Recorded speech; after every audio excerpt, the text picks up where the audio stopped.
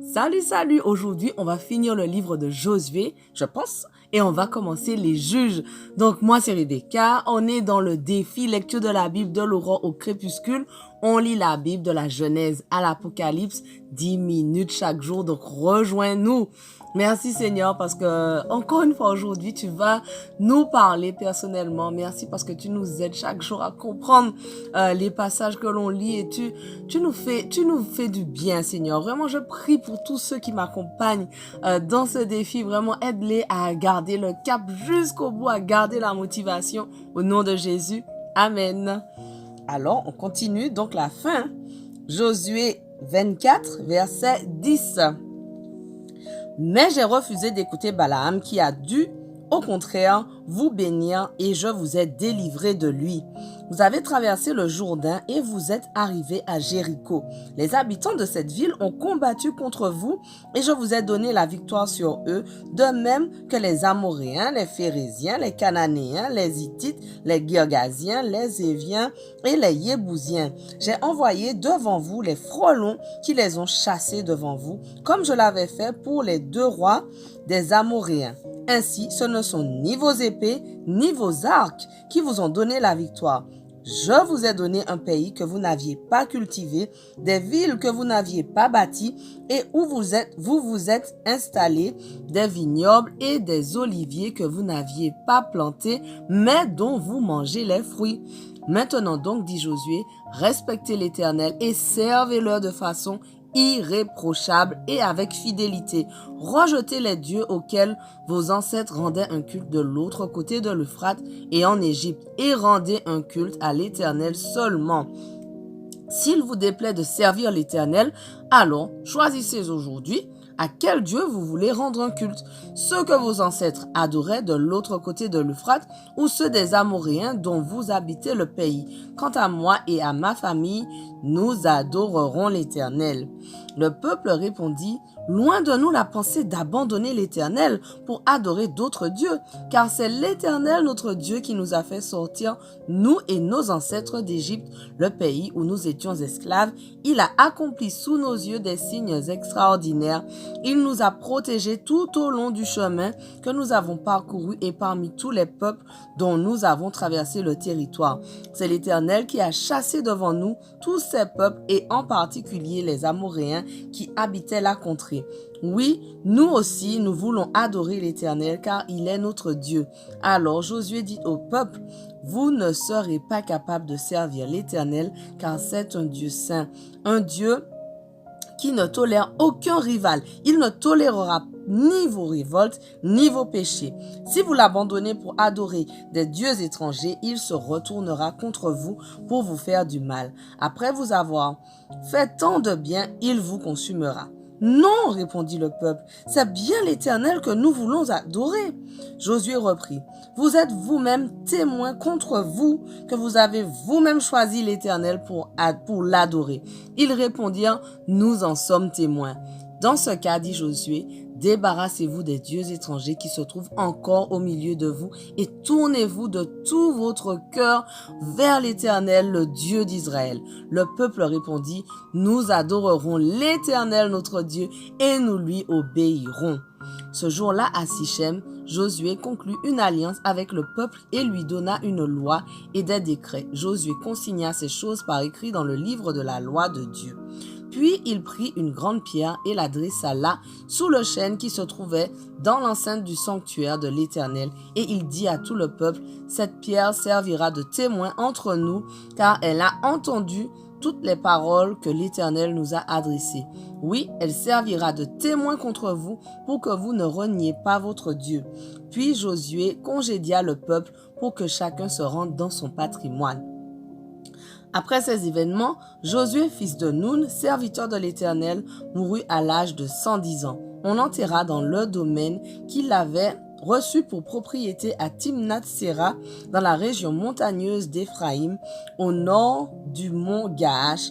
Les Israélites servirent l'Éternel pendant toute la vie de Josué et après sa mort, tant que vécurent les responsables qui avaient vu toute l'œuvre de l'Éternel en faveur d'Israël.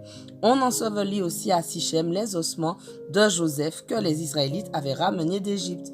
On les inhuma dans le terrain que Jacob avait acheté pour 100 pièces d'argent aux descendants de Hamor, le père de Sichem, et qui faisait partie du patrimoine des descendants de Joseph. Éléazar, fils d'Aaron, mourut aussi et on l'enterra sur la colline qui avait été attribuée à son fils Phinéas dans la région montagneuse d'Éphraïm. Waouh!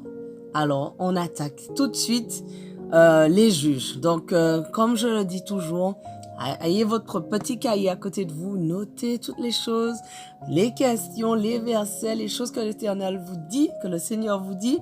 Et puis, voilà, priez, demandez au Saint-Esprit de vous éclairer. Ouh, c'est intéressant. Donc, on commence. Juge 1. Après la mort de Josué, les Israélites consultèrent l'Éternel pour savoir quelle tribu devait aller la première attaquer les Cananéens. L'Éternel répondit: c'est Juda qui ira la première. Je livre le pays en son pouvoir. Alors les hommes de Juda dirent à ceux de Siméon, frère de Juda: venez avec nous à la conquête du territoire qui nous a été attribué. Nous combattrons ensemble les Cananéens. Ensuite, nous vous aiderons également à conquérir le territoire qui vous est échu. Les gens de Siméon se joignirent donc à eux et Juda se mit en campagne. L'Éternel leur donna la victoire sur les Cananéens et les Phéréziens. À Bézek, ils bâtirent 10 000 hommes. En effet, ils tombèrent là sur le roi Adoni-Bézek et l'attaquèrent. Ils battirent les Cananéens et les Phéréziens. Adoni-Bézek s'enfuit, mais ils le poursuivirent, s'emparèrent de lui et lui coupèrent les pouces des mains et des pieds. Adoni-Bézek s'exclama: 70 rois dont on avait coupé les pouces des mains et des pieds ramassaient les miettes qui tombaient sous ma table. Dieu m'a rendu ce que j'ai fait. On l'emmena à Jérusalem et c'est là qu'il mourut. Les hommes de Juda attaquèrent Jérusalem et s'en emparèrent. Ils massacrèrent ses habitants et mirent le feu à la ville. Ensuite, ils partirent combattre les Cananéens qui occupaient la région montagneuse, le Néguev et le bas pays.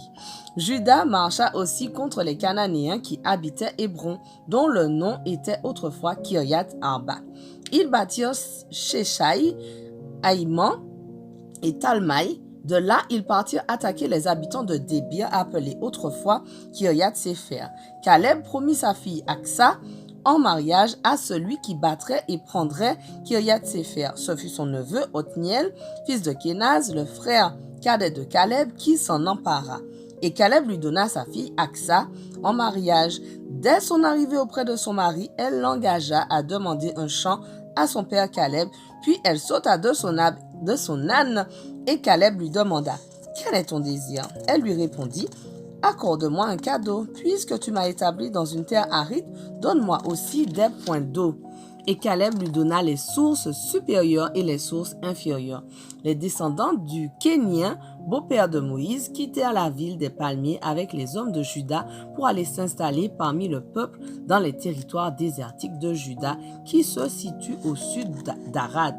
Les hommes de Juda se joignirent à ceux de Siméon, frère de Juda, pour battre les Cananéens qui habitaient Tséphat.